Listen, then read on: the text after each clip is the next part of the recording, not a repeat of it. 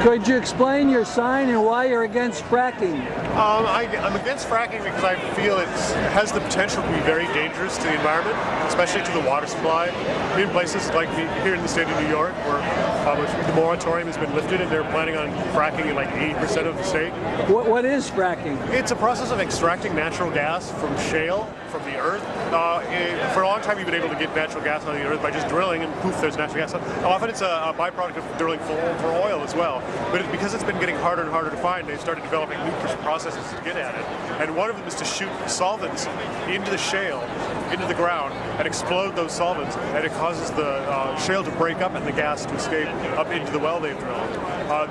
Problem, even though the oil companies say this probably won't happen, is there's the risk of the solvents and the other released gases such as methane getting into the water supply and contaminating the water supply of nearby places. A lot of New York is a watershed. This city depends on a lot of the state for what we drink, and the fact that they want to frack a huge percentage of the state and possibly put poisons into the water supply is a little frightening. They want to frack in New York State? Yeah.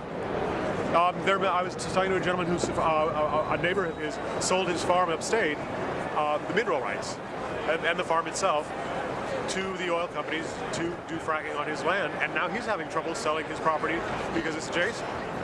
And that could be a concern of a lot of people that may not have mineral rights on their own properties, but there's a possibility of poisoned land around them, or the contamination of the water supply is a bigger concern, I think. Even though the oil companies say there's a very slight chance that would happen, and they promise if anything goes wrong, they'll fix it, which in one case in one community involved them for the rest of the lives of the people who live there shipping in bottled water, which to me isn't really a solution. Thank you very much. No problem. Thank you.